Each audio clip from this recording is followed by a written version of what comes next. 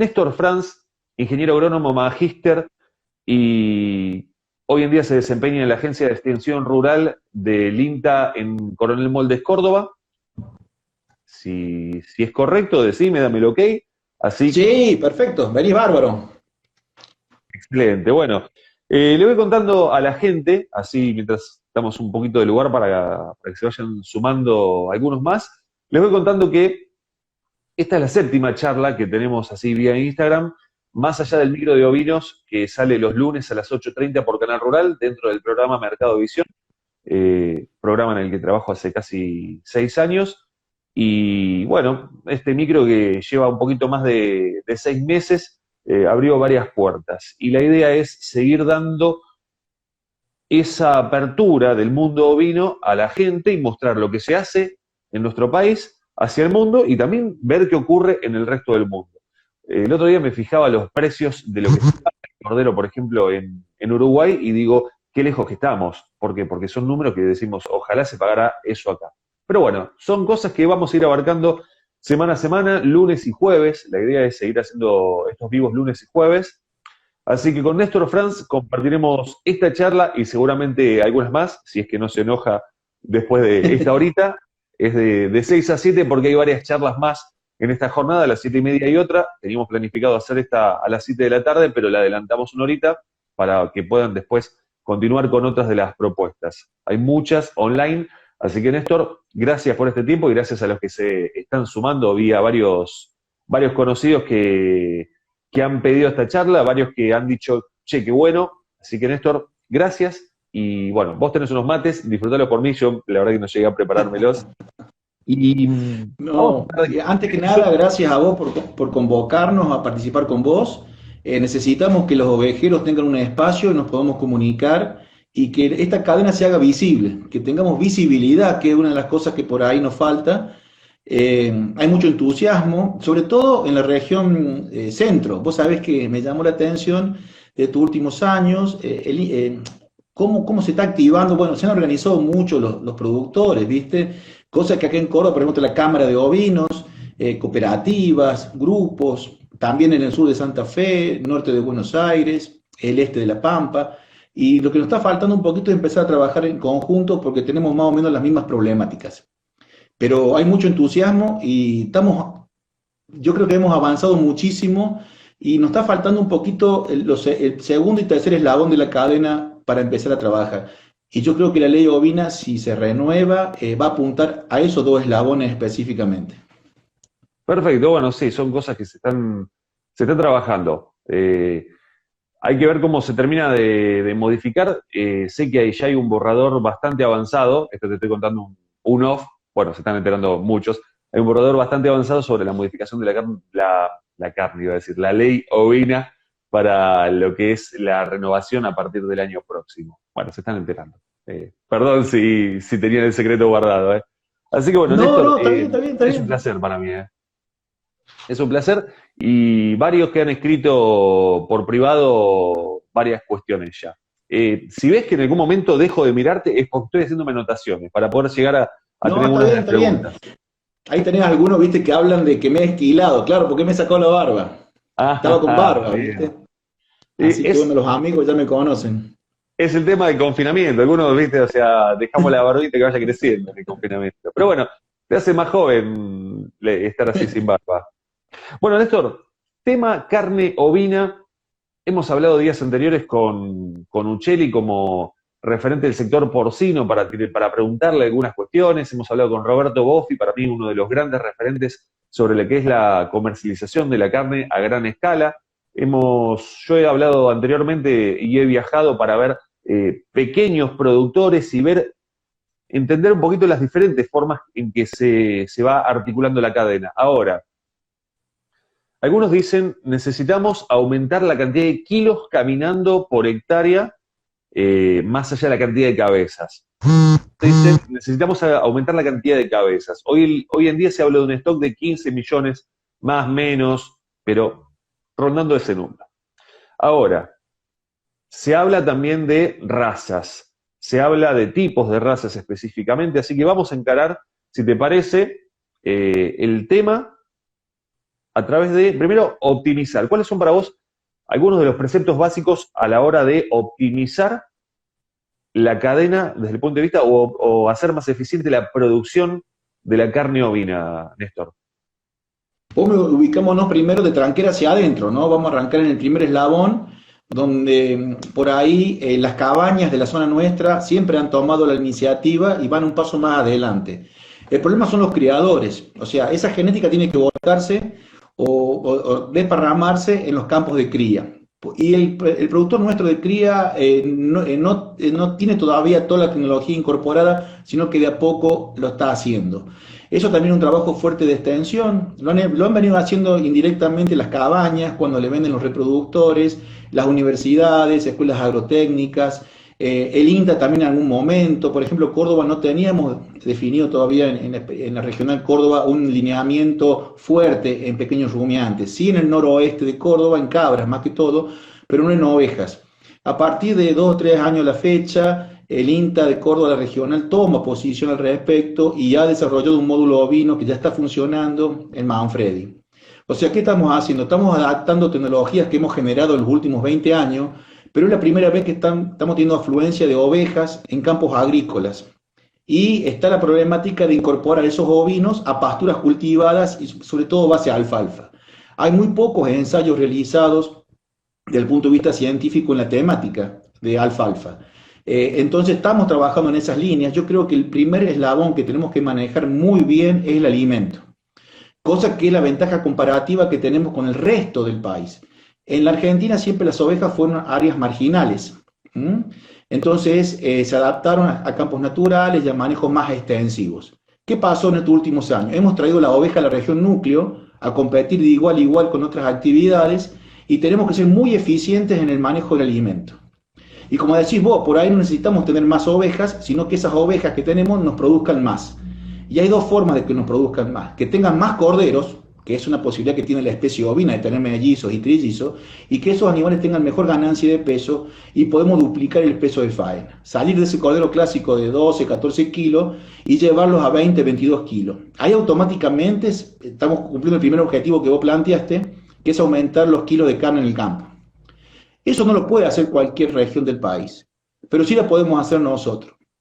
Y esa es la ventaja comparativa para salir lo que nos ha pasado durante muchos años a la cadena ovina o la producción ovina, es como el perro que se muerde de la cola. Siempre nuestro producto es el cordero y no podemos salir de ese cordero. Y ahí estamos estancados. Yo creo que la gran opción va a ser ir al cordero pesado. Fue un paso que hicieron los productores de cerdo, que lo comentaba en la entrevista que tuviste la otra vez.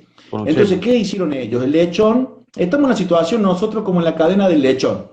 Tenemos el cordero que sería nuestro lechón. Y para poder blanquear la cadena y poder ir a pasar a un eslabón superior que es el frigorífico, y que al frigorífico también le interese el producto en cantidad y calidad, tenemos que dar ese eslabón como hicieron los productores de cerdo que pasaron del lechón al capón de 100, 110 kilos. Nosotros no tenemos ese producto de 100 kilos, pero tenemos un cordero de 50, 55 kilos que lo podemos producir, que nos daría entre 20 y 22 kilos de carne. Ya ahí estamos avanzando bastante y estamos, digamos, seduciendo un poquito más a la cadena, al segundo eslabón, que yo creo que ahí podemos tener el impacto grande. Y salimos de la safralidad, que es el otro inconveniente que tenemos nosotros. La especie ovina es un animal poliéstrico estacional. Entra en celo no todo el año, sino en algunos meses del año. Entonces tenemos que jugar con esas limitantes. La tecnología está, ahora hemos incorporado razas que son más desestacionalizadas, o sea, hemos jugado y hemos incorporado con el esfuerzo de los cabañeros este último año y asociaciones de criadores, han incorporado genética, han traído genética al país, y estamos tratando de romper ese problema que tenemos y estamos estancados en ese punto de vista productivo. Pero ya tenemos señales muy fuertes, ya tenemos productores que puedan tener un producto acorde, porque no podemos hacer cordero con cualquier oveja.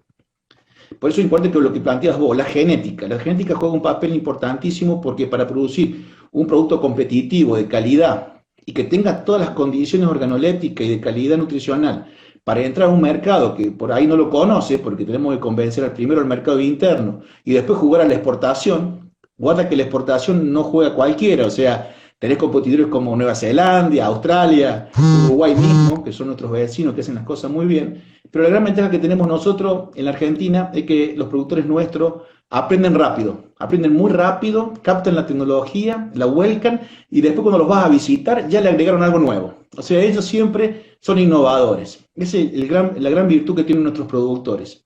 Entonces, a partir de ahí yo creo que tenemos un hándicap que podemos competir.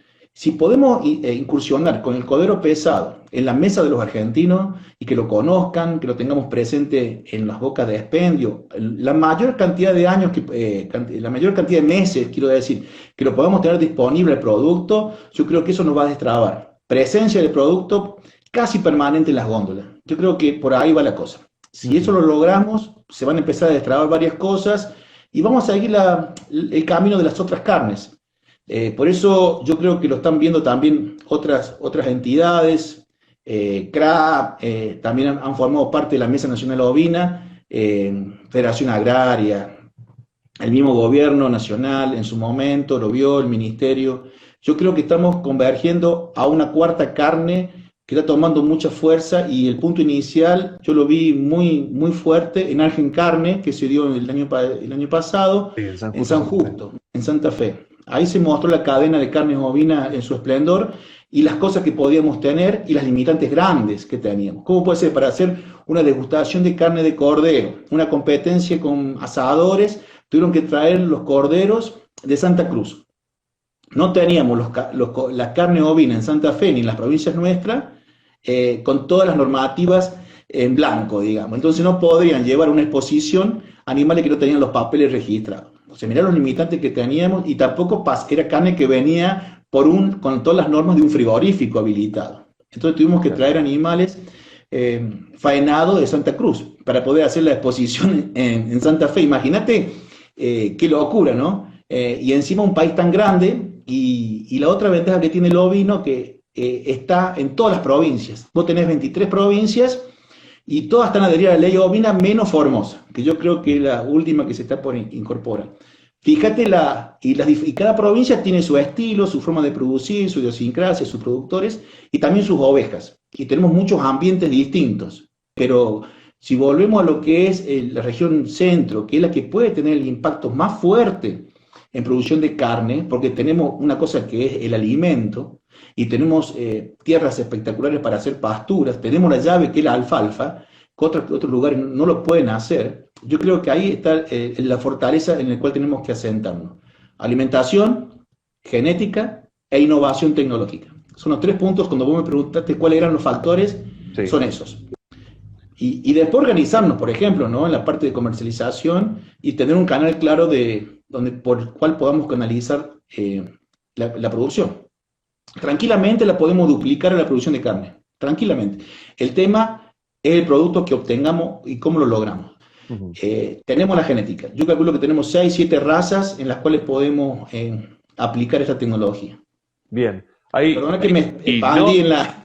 No, estabas tomando aire, te vi tomando aire al principio para poder decir todo esto. Sí, uno de los temas, sí, la genética es una de las cosas que se hablan, hay varias, vos podrás decir mejor las razas a tu criterio, más allá de que sabemos nombres de razas carniceras que hay en nuestro país. Me gustaría conocer desde tu punto de vista y tu experiencia, cuáles son para vos las que has visto, más allá de que son carniceras en sí, las que tienen mayores cualidades de todas esas que puede haber en el territorio. Bueno, al menos en la región de Córdoba y La Pampa, por ahí. Sí, vamos a focalizarnos en la región núcleo. La región núcleo, digamos, es la zona, bueno, las provincias, ubicamos lo que es centro-sur de Córdoba, centro-sur de Santa Fe, centro-norte, noroeste de Buenos Aires y noreste de La Pampa, ese núcleo, ¿no es cierto? Ahí tenemos un potencial muy grande para trabajar por la calidad de las tierras y la producción de forraje que podemos tener, y las razas que jugarían un rol importante, a pesar de a partir de un cordero pesado.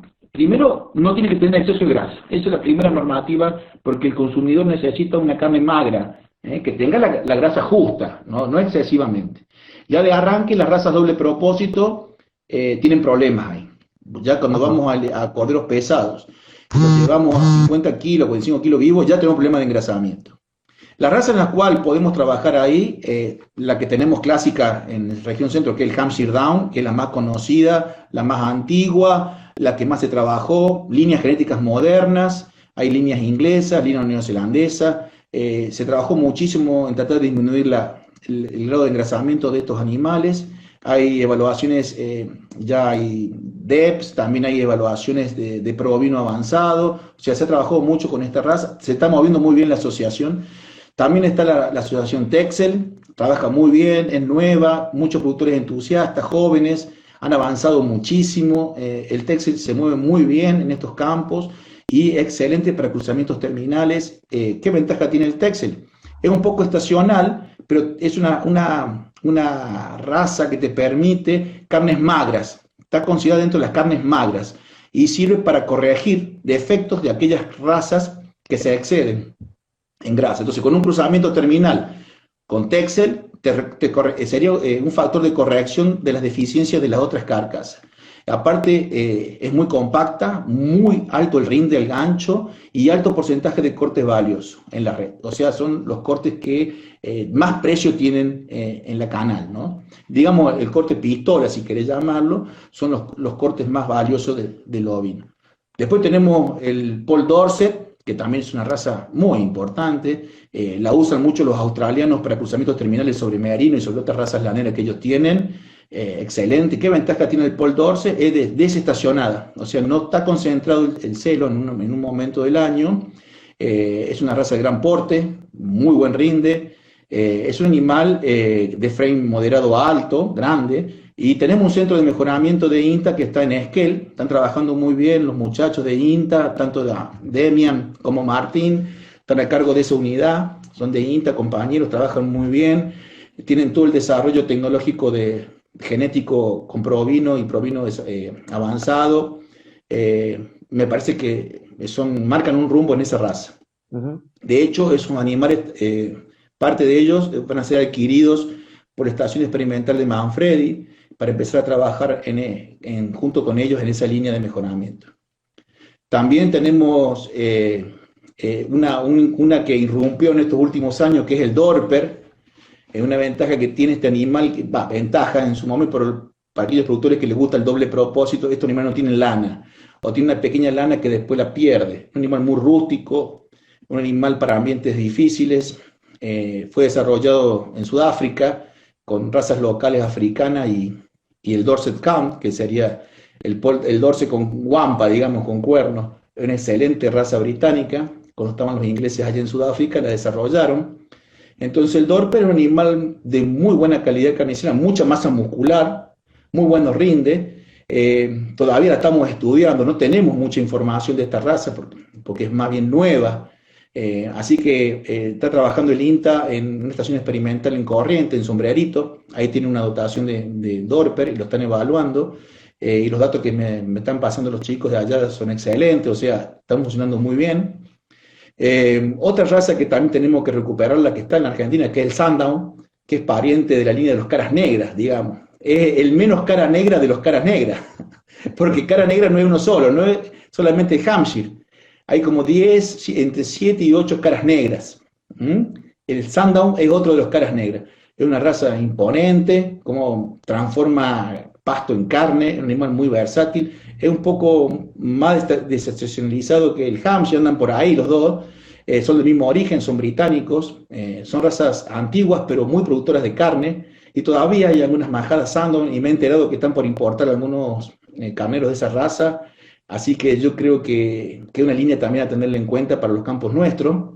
Y por supuesto, una raza que me gustó mucho y la vi produciendo es el Ile-de-France. Ile-de-France es la raza insignia que tiene Francia para producir carne pesada, corderos magros. También es desestacionalizada, tiene una amplitud de cría amplia. Todas las razas que tengan amplitud de cría amplia nos ayuda muchísimo a nosotros para hacer servicios en diferentes momentos del año y para tener corderos también en diferentes momentos del año y para apuntar lo que son sistemas muy intensivos desde el punto de vista de manejo y nutrición que nos permite el famoso 3 partos en 2 años, o sea, servicios cada 8 meses. Eso no se puede hacer en todo el país. Podremos hacerlo con algunas razas y en algunos lugares donde no nos falte la comida.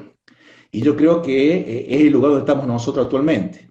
tenemos muy buenos suelos, buena pastura y también podemos usar subproductos de la industria y también los granos. O sea, tenemos toda la combinación para poder empezar a trabajar en alimentos y darle de comer a estos Mercedes-Benz, que son, si no los podés alimentar con queroseno y naftalina, ¿viste? Sino con una nafta con alto octanaje, que es el alimento que tenemos nosotros acá en esta zona. Ese es un resumen más o menos de la genética y las razas que tenemos para trabajar en esta zona. Bien. La parte de nutrición es un tema que vamos a tocar, pero prefiero ir por el lado de la tecnología, porque hablaste de tecnología y ahí me gustaría ir ahondando, porque ya mencionaste alfalfa como una de las cuestiones importantes, pero vamos por ese lado que quizás es el que también se puede ir trabajando en cuanto a la tecnología. Hablamos genética, hablaste de tecnología, o sea, mejor dicho, mencionaste tecnología y mencionaste nutrición o alimentación. Así que en tecnología, ¿qué considerás que habría que ir focalizándose, aprender e ir implementando? Primero nosotros tenemos que aplicar tecnología de procesos. El ovino es muy receptivo y responde mucho a tecnología de procesos. Por lo menos empezar a trabajar en cuándo hacemos los servicios, en qué momento del año empezamos a hacer los servicios. ¿Qué notaba yo en la productora acá en la zona nuestra, del centro? Estaba el carnero con la oveja todo el año. Entonces, el carnero decidía cuándo era el servicio. Lo que tenemos que armar nosotros es decidir nosotros cuándo hacemos el servicio. Estacionar el servicio, hacer un servicio corto para tener pariciones concentradas y un producto homogéneo a la hora de venderlo, que eso es muy importante en producción de carne. Todo lo que es el manejo de las biotecnologías de la reproducción. Acuérdate que también en la oveja se puede hacer como en la vaca IATF, servicio de inseminación artificial a tiempo fijo. El ovino responde perfectamente. Tenemos muy buenos grupos, ya sea de INTA como privados, que trabajan en reproducción en Argentina. Gracias a Dios tenemos una buena dotación y están distribuidos en diferentes partes de la Argentina, tanto en Corrientes, tanto en la zona de La Pampa, acá en Córdoba, en Catamarca, en el norte. Tenemos grupos bastante consolidados en reproducción. O sea, un grupo cabecera está en Bariloche, de pequeños rumiantes, ya sea de cabras y ovejas. O sea, en cuanto a biotecnología de reproducción, estamos bien. Tenemos muy buena tecnología y la podríamos distribuir, difundir rápidamente. Ese no es uno de los problemas. Eso hay que incorporarlo. Y después todo lo que es el manejo, cuando hablamos de tecnologías de procesos, una herramienta clave para el manejo de la oveja es la condición corporal. El manejo de la condición corporal que nos da las pautas para acompañar las tecnologías. O sea, dependiendo qué condición corporal tiene la oveja al momento del servicio, en el preparto y al destete. Con base a esos datos, nosotros podemos organizar y aplicar diferentes tecnologías, sobre todo nutricionales, para corregir los déficits o los excesos del animal, ¿no? Porque tampoco es bueno en el caso nuestro, lo que vemos por ahí, ovejas muy gordas, como tienen acceso a la alimentación y por ahí los productores le dan maíz o le dan granos o aprovechan rastrojos con mucho grano, es un inconveniente también que el animal esté muy gordo. Entonces una de las cosas que tenemos que regular es la alimentación, la nutrición ajustada a la condición corporal. ¿Cuáles son para vos los márgenes de esas condiciones corporales en que hay que moverse según las etapas de las madres o futuras madres? Nosotros entre 3,5 y 3 es lo que tendríamos que movernos. Y el carnero 4 al momento del servicio, porque es un animal, viste, que va a tener mucho desgaste en el momento del servicio. Total, él trabaja 60 días al año, viste. Entonces, el carnero tenemos que tenerlo bien en el momento del servicio. Inclusive planteamos servicios cortos nosotros, con una tecnología interesante que es marcar el carnero al momento del servicio, con tierras de colores, para ir haciendo control de servicios semanales, que estaría muy bueno hacerlo a eso, no solamente para ver cómo es el servicio de la oveja al momento del servicio, sino en qué momento van a parir esas ovejas. Que el punto crítico que tiene la ovejería, el sistema de producción de ovejas, es el momento del parto. O sea, si vos me decís cuál es el momento donde tenemos las mayores pérdidas, es en torno al parto. Ahí es donde se filtra la producción de la cría ovina. No así la vaca. La vaca, el problema que tiene es preñarla, porque tiene un servicio con ternero al pie. Toda la tecnología en estos últimos años ha sido para preñar la vaca. O sea, destete temporario, enlatado, o sea, todas las tecnologías, manejo de la lactancia se llama. Tecnología de manejo de la lactancia en la vaca. En la oveja no hace falta que hagamos un manejo de la lactancia. Lo que tenemos que tener cuidado nosotros, porque la oveja es una especie que se preña, tiene un alto porcentaje de preñez, a 90, 95%. El problema nuestro es que se nos pierden los corderos en torno al parto, sobre todo en las primeras 72 horas de vida. Por eso la tecnología de pintar los carneros con las ovejas nos ayuda a saber en qué semana más o menos van a ir pariendo las ovejas. Y esas ovejas son las que tendríamos que controlar. Acá hay una tecnología en Córdoba que se usó mucho para cerdos, que es engorde a cama profunda. No sé si escuchaste, son sistemas de galpones que se llaman cama profunda para el engorde de los capones. Esa tecnología nosotros la podríamos usar para el manejo, o sea, las instalaciones hablo, ¿no? Son unos galpones hechos con alambre y plástico, o hierros, que podríamos, caños, que podríamos utilizarlas nosotros para hacer el control de la aparición de la oveja. Si nosotros logramos controlar la aparición protegida, con buena condición corporal y sanidad de la oveja, tendríamos altos tasas de sobrevida de cordero, que es el problema que tenemos, que se nos mueren los corderos. Yo creo que con esa tecnología, que es más bien de proceso, que es pintar el carnero con la oveja, vamos a saber bien en qué momento van a parir. Porque son bastante exactas los días de gestación. Son 155, 156 días, que es el periodo de gestación de la oveja. Si vos sabés cuándo se preñó, vas a saber cuándo va a parir. Entonces, eso es lo que vos tenés que manejar. Claro, es una cuestión siguiendo? de ser un poco más ordenado y tampoco me estás diciendo algo súper complejo. O sea, ya con tener esas primeras pautas ya estás marcando un camino, pero hay que ser ordenado. Hay que ser, o sea, Sí. prolijo en ese aspecto. Y generalmente el productor que se dedica a la ganadería, y sobre todo a la ganadería ovina, es un productor dedicado, porque empieza a tener un feeling con el animal. Le empieza a gustar, empieza a tener pasión por la oveja. O sea, yo he visto productores que en el momento de la aparición ellos están despiertos, o sea, hace frío, se levantan, saben, encima nuestras apariciones son de julio a agosto, entonces fíjate que el productor está muy metido en el tema. Por ejemplo, también una cosa que lo deprime mucho al productor es cuando le matan las ovejas, cuando entra un perro o se las roban. O sea, tiene el productor ovejero, aparte de tener pasión, o sea, es un negocio, ¿eh? No, No, no no es lo quitamos mismo. que también es un negocio, pero tiene ese componente familiar, ese componente de proximidad con el animal, que no es lo mismo que el vacuno, ¿viste? Ujú. Entonces, porque la oveja hay que tocarla, hay que agarrarla, tumbarla, revisarla. A la vaca por ahí la ve un poco más de lejos cuando está en la manga, pero en los corrales, cuando vas a ver ovejas, tenés que tocarlas, tenés que revisarlas, tenés que voltearlas. O sea, el ovejero que hace ovejería tiene olor a oveja. Es como el dicho del Papa, ¿viste? Entre los Sí. pastores, igual. O sea, el ovejero tiene olor a oveja. Néstor, ahí justo Agustín Espina Sí, de Los Cocos Córdoba, de Granja Alaurín, pregunta el tema de sincronización con esponja. ¿Cómo es sí. esa técnica? Sí, sí, sí, se usan hormonas, o sea, son hormonas que están en el protocolo porque vos para hacer una inseminación o ajustar el celo, puedes hacer un tratamiento hormonal. Y las ovejas, después que terminaste el tratamiento, a las 48 horas comienzan a entrar en celo más o menos todas juntas, ¿viste? Esa tecnología están disponibles, son protocolos que se aplican, que eso lo hacen los veterinarios, lo contrata el veterinario y te hace el protocolo de inseminación. Eso para inseminar. También podés hacer una concentración de celo para hacer un servicio natural, pero con alta dotación de carnero. Ahí tenés que usar un 10% de carnero. Nosotros Ah, usamos entre un 2, un 3%, pero si vos usás con celos concentrados, tenés que usar un 10%, porque tengan todas las ovejas en celo juntas. claro. Entonces, otra cosa que se puede utilizar que no sean hormonas, la oveja responde muy bien al efecto macho. Trabajar con el efecto, inducir celo, no sincronizar, sino inducir. Hay una técnica de manejo que manejar los carneros, o sea, la oveja no ve por un tiempo a los carneros, después lo traes al carnero un tiempo antes y las ovejas comienzan a incentivarse, ¿está? Y comienzan a sincronizarse medias solas, ¿sí? Porque el celo se induce. En un Bien. servicio de 35, 45 días, en los primeros 30 días ya tenés casi todas las ovejas servidas. O sea, la oveja generalmente se hace cabeza, se concentra el celo, sobre todo en marzo, en la estación del mes de marzo, que son los servicios de otoño. La oveja responde muy bien a los servicios de otoño.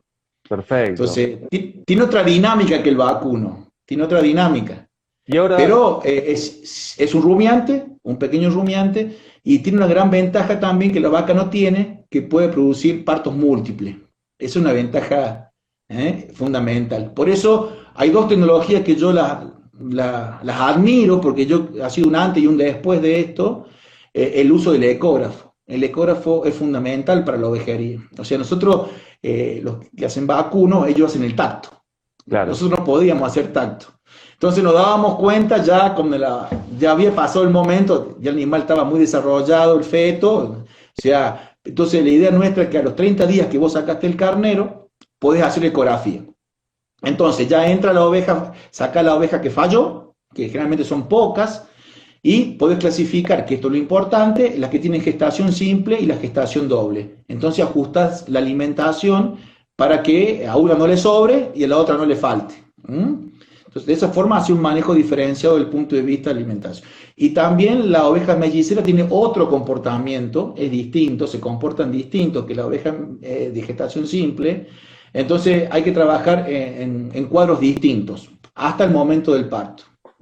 Ahora, ¿cómo por eso es fundamental poder usar el ecógrafo. Claro. Entonces, yo lo miraba a los veterinarios, viste, que hacían, allá en Corrientes, hacían el tacto y decían la vaca, ¿no? Decía, bueno, vaca vacía, preñada, te decía si está ciclando, si no está ciclando, si está en anestro, sabían todo. Nosotros no podíamos saber nada, pero a partir que tenemos el ecógrafo, ahora tenemos más ventaja que ellos. Vos sabés que el otro día circulaba por los grupos de WhatsApp y en Instagram, Facebook y demás, un video del Chino Tafarel, que estaba de Cabaña el Luchador, Claro. Estaba haciendo justamente creo que era por un ecógrafo por ultrasonido. Sí, y la verdad lo usan que... para los cerdos ese. Sí, Claro, ese sí. lo usaban antiguamente en los cerdos y ahora lo siguen. Lo que pasa es que te detecta preñez, pero no te detecta si tiene uno o dos. Ese es el tema. Y ahora, por eso te preguntaba, porque vos dijiste que tiene un comportamiento distinto. ¿En qué aspecto? O sea, ¿es fácil de observar o es algo muy particular el comportamiento de una de parto, o sea, de preñez simple a una mellicera o trillicera? Primero la oveja mellicera o partos múltiples tiene una avidez por comer más, o sea, ella tiene que compensar en el alimento. Después el momento del parto, ella pare, o el primero, tiene que atender el primero y después ya viene el segundo. Entonces hay que manejar distancias para que la oveja tiene mucha habilidad materna, o sea, si hay un grupo de ovejas, pare la oveja, la mellicera, pare su primer cordero, se aleja para parir el segundo, ese que queda solo, te puede aparecer otra oveja, lo lame, aunque no sea la madre, después ese cordero la sigue y ahí se empieza a ver problemas de aguachamiento o interferencia entre los animales. O sea, y a ese cordero después cuando la madre verdadera lo va a buscar, se pierde, ¿está? Por eso hay que mantener distancias en los momentos del parto, para que se provoque... ¿No le reconoce el aroma?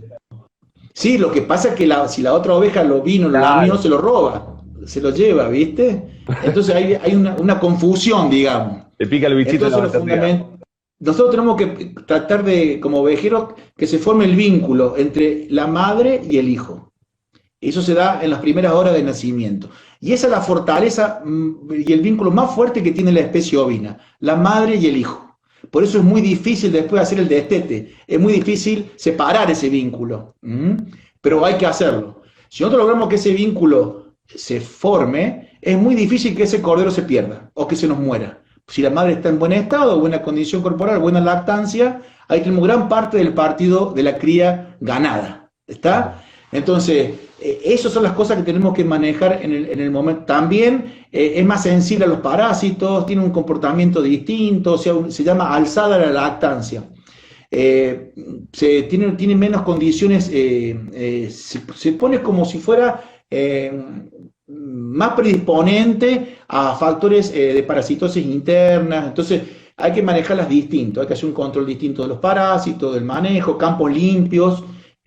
Al momento de hacer la aparición, limpio de parásitos, o sea, que sean cuadros que no haya historial de ovejas previa, porque acuérdate que el que está enfermo, cuando hablamos de parásitos, el que está enfermo no es la oveja, sino el pasto, donde comen, ahí es donde está enfermo el sistema. La oveja levanta solamente en sí el 5% de los parásitos, el 95% están en el lote. Entonces no vale de nada que vos desparasites una oveja y la mandes de vuelta a comer al mismo lugar, se va el efecto de la droga y vuelve a levantar parásitos. Claro. Tenés que hacer un manejo combinado de rotaciones, de descanso, para disminuir el efecto de la parasitosis, que de paso te digo que es el peor problema que tenemos los ovejeros, que es la parasitosis interna. La oveja no llega a tener una tolerancia a los parásitos como pasa con el vacuno. El vacuno adulto ya es tolerante, la oveja no. Por más que sea adulta, te ataca Hemoncus en Corrientes, en 15 días te provoca una anemia que te la mata la oveja, por más que esté en buen estado corporal. Entonces, eso es una de las limitantes que tenemos. Si vamos a hablar de sanidad, parásitos internos. Y otra cosa que tenemos que incorporar en el calendario sanitario nosotros son las enfermedades policlostridiales. O sea, tenemos que incorporar una vacuna anual y a los corderos prima vacunación, o sea, doble vacunación, para evitar problemas de Clostridium, sobre todo lo que enfermedades también como la enterotoxemia, que nosotros estamos más predispuestos a eso, porque como hacemos encierros, cambiamos dietas, vamos de pasturas muy buenas a rastrojos, uso de grano, eso nos complica bastante estas enfermedades que tenemos que estar muy atentos y no podemos tener un calendario sanitario que no aparezca la vacuna policlostridial, y si tiene incluido el tétano, mejor. Hagamos una pausa ahí porque venís a toda máquina y necesito frenarte en algunos momentos, como por ejemplo este. ¿En qué momento recomendarías vos esta vacuna antiparasitaria para tratar de, o sea, incorporarla a un calendario, o aunque sea que lo tomen como algo más allá que no sea formal, que los veterinarios e ingenieros agrónomos y zootecnistas tengan en cuenta una vacuna para determinada fecha específica? Sí, la vacuna tiene que incorporar animales adultos una vez al año en las hembras de cría, más o menos en preparto, unos 30, 40 días antes del parto. Eso nos permite tener una inmunidad que después lo agarra el corderito por leche, por calostro. Entonces es importante tener eso. Y los primeros días de vida del cordero ya se empieza a cubrir, pero después tenemos que aplicarle a los 30 y a los 40 días la primera y segunda vacunación en los corderos. Es un calendario que tenemos que incorporarlo, y yo creo que eso nos ayudaría a que no se nos mueran tantos corderos, ni ovejas después adultas. Bien, yo me estoy haciendo anotaciones. Mientras vos me hablas, yo estoy haciendo anotaciones porque me venís con muchos datos. No me alcanza ni siquiera no me alcanza la hoja para tanta información. Ahora, el tema de mejorar la condición corporal para propiciar una mayor ovulación. ¿Hay alguna técnica que vos considerás que no puede faltar antes del servicio, justamente para que la oveja esté o la borrega esté en mejores condiciones? Sí, sí, esas tecnologías ya se han venido estudiando hace muchos años, se han puesto a punto. El flashing, un flashing puede ser energético o proteico. Son dos tecnologías que manejas, tecnologías reproductivas y de alimentación. Las dos se juntan para provocar un efecto en la oveja que tenga ovulaciones múltiples, ¿no es cierto? Eso puede sincronizar celo, inducir celo, más un golpe de energía o de proteína. Como se llama flashing, un flash, como el flash de la foto. Un flash, un golpe. O sea, en la ovejería el alimento, sobre todo el grano, los balanceados, se usan en momentos claves. No es para tenerlo en todo el periodo de alimentación o de cría. Solamente se utiliza en momentos clave. Servicio es uno, preparto es el otro, porque acuérdate que en el preparto vos si pesas el corderito que está gestando adentro del vientre de la madre, a los 100 días está pesando 800, 900 gramos todo. Después, 50 días más, sale con 4 kilos, 3.800, 4 kilos. ¿De dónde te cree que la oveja se saca toda esa energía para que se desarrolle el feto? No te digo si son 2, imagínate. No lo saca de lo que solamente come, sino que moviliza las reservas corporales. Por eso es importante la condición corporal. Una oveja preparto hasta los primeros días al pico de lactancia puede perder entre 2 y 2,5 puntos de condición corporal. Entonces, si vos tenés una oveja que está al momento del preparto con 2 puntos de condición corporal y sabés que va a perder 2 puntos, 2 menos 2, 0. ¿Está? Y generalmente se nos puede morir la oveja. O sea, la oveja es diferente que la cabra. La cabra con un problema de subnutrición, lo que ella hace para salvarse, aborta. La oveja no, fija el feto y se mueren los dos. La oveja con el feto adentro. Por eso es importante manejar la condición corporal en los diferentes momentos del ciclo de producción de la oveja. Bien. Néstor, y ahora el tema de utilizar determinadas razas para cruzamiento, o sea, mandarle carneros que le den otra condición. Ahora vamos por el lado de la carne, volvemos al lado de la carne, pues ya hablamos de esa parte. ¿Cómo ves la utilización de ciertos carneros sobre distintas razas, y cuáles son para vos las mejores razas que pueden imprimir más cualidades y al mismo tiempo darle un mayor vigor híbrido? Por ejemplo, si vamos a hablar de una base, que las razas más conocidas que vos tenés en la Argentina, el Merino, el Corriedal, vos tuviste en la Patagonia, viste, Merino, Corriedal, el Romney, si te vas a Buenos Aires o Entre Ríos Litoral, Romney Marsh. Todas esas razas, si vamos a peso elevado de faena, vamos a tener problemas de engrasamiento, tanto de cobertura como intramuscular. Entonces, nosotros tenemos que reducir esa cantidad de grasa y también ayudarlos a tener una conformación ideal para producir carne y mejorar los cortes valiosos y mejorar el rinde, la producción de carne. Por ejemplo, para que tengan una cosa clara, yo tengo 2 carcasas, ¿no? Dos medias reses, y las 2 pesan 14 kilos. Vamos a hacer un cordero liviano. Las 2 pesan 14 kilos, pero en una te comen 10 personas y en el otro te comen 16 personas. Claro. Y las 2 pesan lo mismo. ¿Cuál es la diferencia? Una tiene más carne que la otra. Entonces, eso te lo está dando la raza carnicera.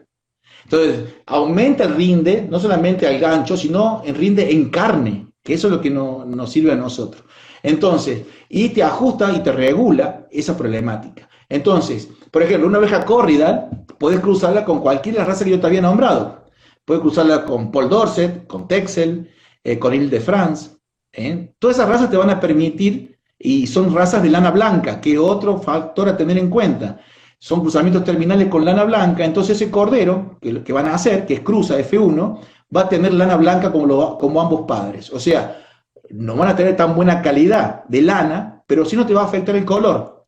¿Está? Que vas a sacar un subproducto en ese momento la lana, porque vos estás vendiendo un cordero de 6 meses, ya tiene más o menos un largo de lana que puede ser comercializable, ¿no? Entonces va a tener una lana blanca de un poquito menor calidad, ya sea en finura, en otras condiciones, porque la lana también es un mundo aparte, ¿eh? Cuando vamos a seleccionar y trabajar en lanas, es otra cosa totalmente distinta que la carne, ¿eh? Los factores, vos abrís un vellón y entras en un mundo nuevo. Ahí vas a ver largo, finura, color, suavidad, rizo, ondulaciones. La industria textil tiene mucha información y te pide muchos datos para fijar el precio de la lana. Por eso, cuando te dice, che, ¿cuánto vale la lana? Bueno, depende de las variables de producción que tiene tu lana. Hay variaciones dentro de las mismas razas. Por eso no se puede vender la lana por raza. Digo, bueno, vamos a vender lana raza Corriedal. No se puede hacer eso, porque vos tenés lanas Corriedal de 27, 26, 27 micrones a 30, 32 micrones. O sea, varían completamente y todas son lanas Corriedal. ¿Entendés? Entonces es difícil fijar un precio porque depende de los parámetros. ¿Por qué vale la lana? Vale por 3 aspectos. Por la finura, el largo, el color, son los factores más importantes. Y después viene el rinde. Y ahí te fijan el precio de lana. Y después, no solamente rinde el lavado, sino también rinde el peine. ¿Qué lana es la que vos peinas que toma la industria textil? Pues todas esas cosas son muy importantes. Cuando dice, bueno, vamos a ver cuánto vale la lana, tenemos que saber qué lana tenemos que hacer muestreos de lana, mandar a laboratorios de lana para que nos hagan un chequeo de qué lana tenemos nosotros y en base a eso podemos manejarnos. Pero el tema lana es otro mundo. Otro mundo. Es otro mundo diferente. Sí. Que y nosotros no vamos a entrar en ese mundo porque nuestro objetivo y en la zona que estamos, yo creo que el objetivo es producir carne. Ahí vamos a tener el mayor impacto. Tal cual. Bien, y en cuanto a, antes preguntaban algo, en la zona hay mucha alfalfa. Y el tema del empaste, porque es algo que comentan muchas veces que algunos dicen no alfalfa y otros dicen regulalo, podés llegar a manejarlo bien. ¿Cómo recomendás los cuidados para evitar el empaste con alfalfa? Bueno, esa es la pregunta del millón. Por eso, cuando nosotros desarrollamos el módulo ovino que está en Manfredi, Córdoba, en el INTA, ahí está el centro de mejoramiento de alfalfa de INTA. Entonces, la idea es probar con nuestras ovejas diferentes tipos de alfalfa en las cuales tengan bajo impacto o que sobre el aspecto del timpanismo, digamos. Muchas cosas que pueden hacer, se hacen en otros países, inclusive los uruguayos también hacen, es mezclar la alfalfa, que no esté pura, mezclarla con sociedad con gramíneas, eso nos ayuda bastante. Y después, la alfalfa no es problemática en todo su periodo de crecimiento, sino en algunos momentos en los cuales tenemos que jugar con estrategias de cuándo entrar a pastorear, o inclusive se podrían hacer cortes bueno, cuando la alfalfa está brava, que dicen los muchachos, la alfalfa está brava, no puede haber timpanismo, bueno, se pueden cortar, se pueden hacer andanas de pastoreo, bueno, hay varias estrategias que podemos utilizar. La oveja se timpaniza como la vaca, es un poquito más tolerante, pero se timpaniza igual. Entonces hay que tener mucho cuidado con el manejo de la alfalfa. Muchas cosas que me preguntas de la alfalfa con la oveja, tenemos muy poca información porque, muy poca científica estamos hablando. Si vos empezás a buscar trabajo de investigación a nivel mundial o en Argentina, hay muy pocos datos de manejo de ovejas o de corderos con alfalfa. Hay muchísima información sobre ryegrass, sobre tréboles, que generalmente tanto Inglaterra como Nueva Zelanda trabajan sobre ese tipo de pasturas, pero en alfalfa vamos a empezar a generar la información en estos últimos años, vamos a empezar a tener consistencia en datos, porque no tenemos la tecnología afinada en ese aspecto y es lo que se nos viene. Si nosotros logramos saber cómo manejar la alfalfa, yo creo que es la llave que nos va a abrir todas las puertas. Como todos saben, la alfalfa es la reina de las forrajeras. Entonces, es el producto que tenemos que hacer y no en todo el país se puede hacer alfalfa. Cosa que en Corrientes, Entre Ríos, no podíamos hacer alfalfa por el tipo de suelos, bueno, y otras condiciones, el pH y otras condiciones. Cosa que acá sí podemos hacer, porque te digo que la oveja vuelve a la alfalfa en estos últimos años.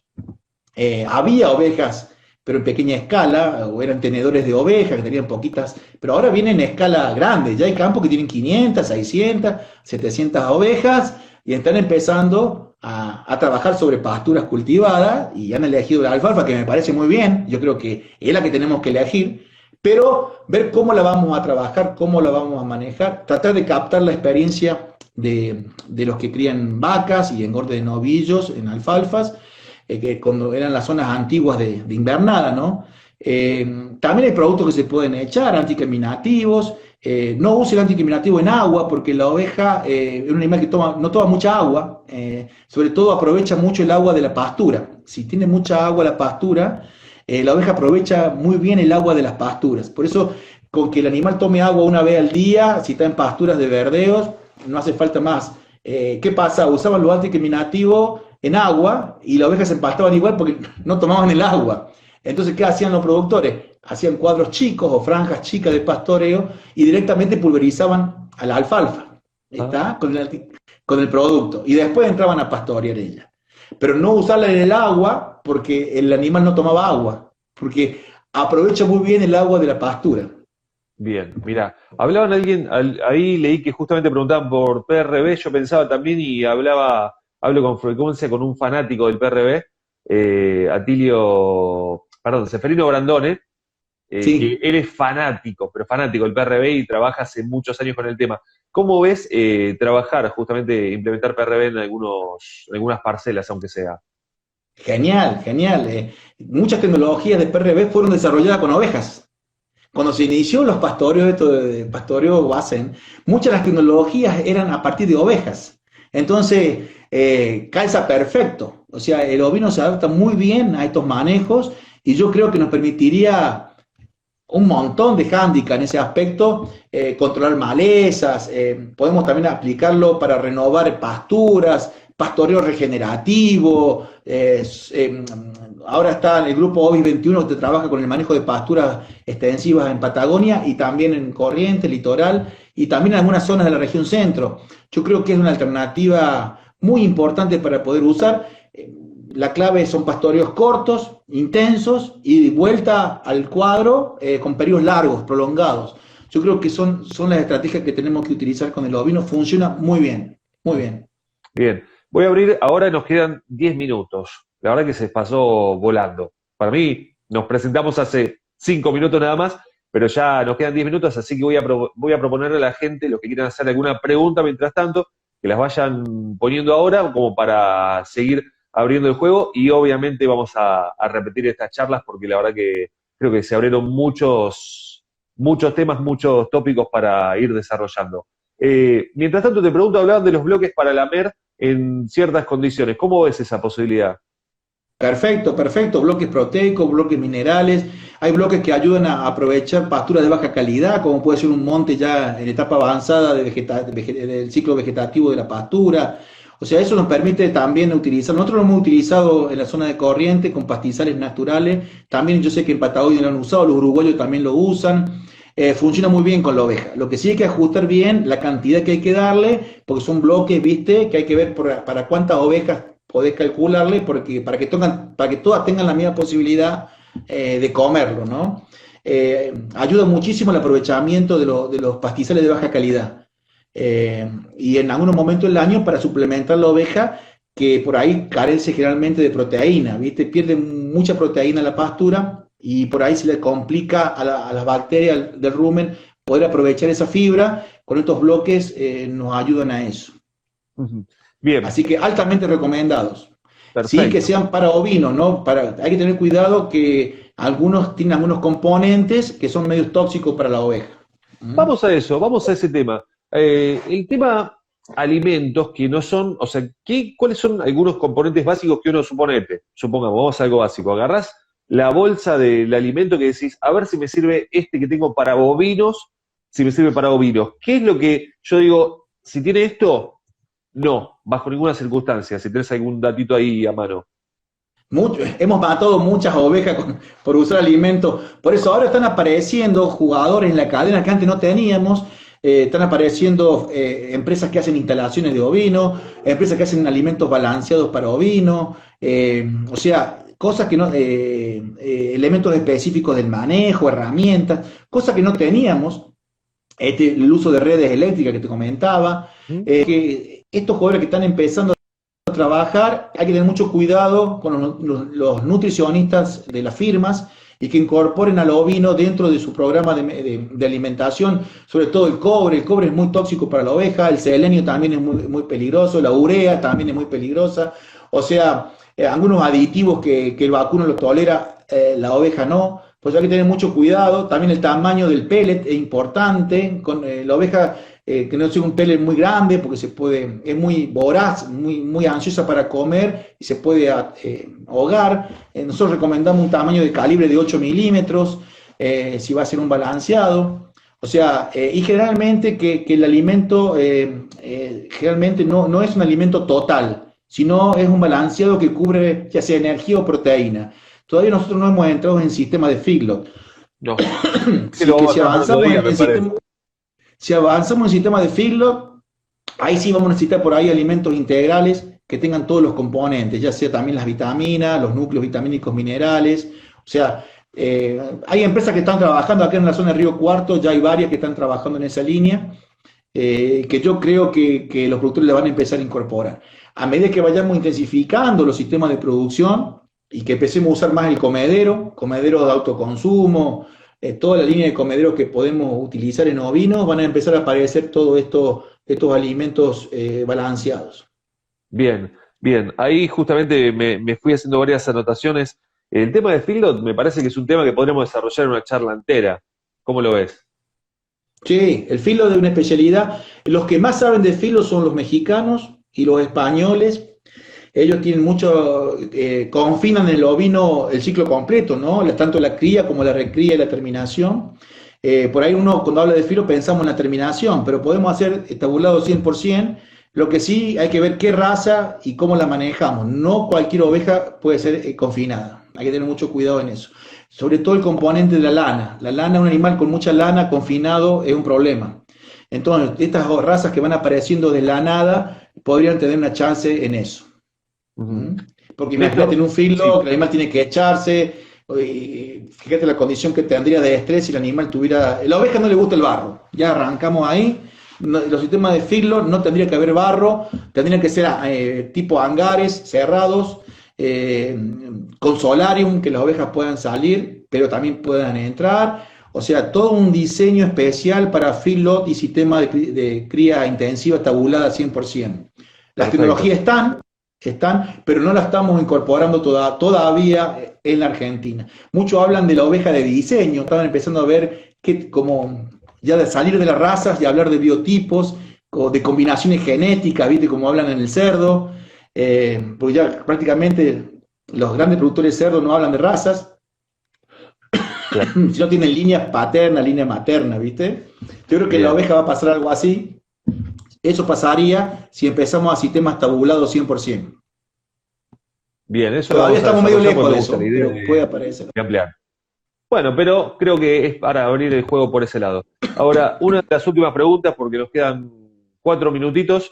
En cuanto a la carcasa, mejor dicho, o el animal en pie, ¿sí? Nos volvemos como media horita atrás. El animal en pie, ¿hasta cuánto te parece más o menos en promedio que es el engorde para que no se te pase el animal de grasa a la hora de pensar en una res que tenga todas las condiciones como para hacer, no solamente con las cualidades de sabor, terneza y demás, sino también competitiva, para pensar quizás también en el mercado externo?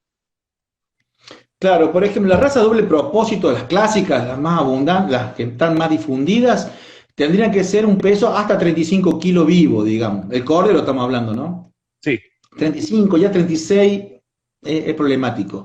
Estamos hablando de razas doble propósito, las que más tenemos. O sea, nosotros estamos acostumbrados a esas carcasas de 14 kilos en la zona nuestra, pero en Corrientes, por ejemplo, están acostumbrados a las de 12 kilos, y en la Patagonia están acostumbradas a las de 10 kilos. Fíjate, unos vienen de merino, otras vienen raza doble propósito del litoral.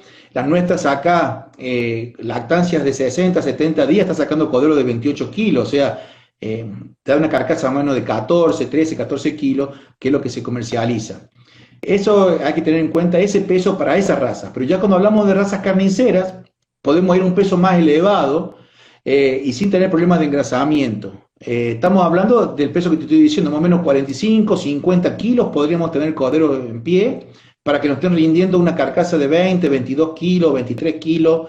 Es interesante. Muchos ya están, algunos han evaluado carcasas de 25. Los chicos de INTA de Esquel, ellos tienen faenas con corderos de 25 kilos limpios en carcasa y las características han sido espectaculares. O sea, acuérdense que cuando hablamos del peso, disocien ustedes la calidad del producto. Siguen siendo corderos, son corderos de altísima calidad.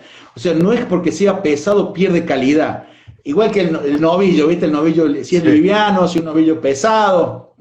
No entremos en ese juego porque es la misma categoría, son corderos pesados, precoces. O sea, la edad es de 5 o 6 meses de edad. Estamos hablando con un cordero de 3 meses de edad, que sería la lactancia convencional. Estamos hablando de un cordero de 6 meses, 5 o 6 meses. Es un cordero que está en el esplendor del potencial de producción del animal. Entonces, la carne es excepcional. No asocien a un animal grande, pesado, con baja calidad de carne. Todo lo contrario. Entonces, ahí podemos potenciar y darle un producto de excelente calidad al consumidor. Y la gran ventaja que tenemos en esto es que salimos del momento de safralidad. Podemos abarcar un periodo más. Cuando yo te he escuchado que siempre a partir de abril hasta septiembre, vos siempre decís abril, septiembre. ¿Qué hacemos con la oveja en abril, septiembre? ¿Ah? Bueno, en abril, septiembre tienen que entrar estas categorías. Perfecto. ¿Está? Perfecto. Inclusive podemos tener algunas capacidades de hacer engordes escalonados, o sea, para no volver a caer en una safralidad, tener diferentes estrategias. Estas ovejas de servicio largo, que no están estacionadas, tenemos capacidad de hacer servicios en diferentes épocas del año. Por ejemplo, una oveja desestacionalizada, que no está en estación, sino que son de servicio amplio, podemos empezar el servicio en octubre, principio de octubre, y podemos tener servicio hasta julio, junio, julio. Fíjate todos los meses que podemos usarlas. Hay 2 meses en la oveja que es difícil, por ahí están en un anestro medio profundo, que es difícil de sacarlas de ahí, que Vamos es ahí. agosto-septiembre. 25 segundos, Néstor, para despedirnos. Agosto-septiembre son los 2 meses complicados para hacer la entrada en cero a la oveja. Listo. Muchas gracias, Néstor. Van a quedar muchas charlas y veremos esto, va a quedar pendiente, así que va a quedar en las historias. Así que gracias, nos quedan 10 segundos, Néstor. Un gusto y gracias a vos por meterte en el tema apasionante de la ovejería.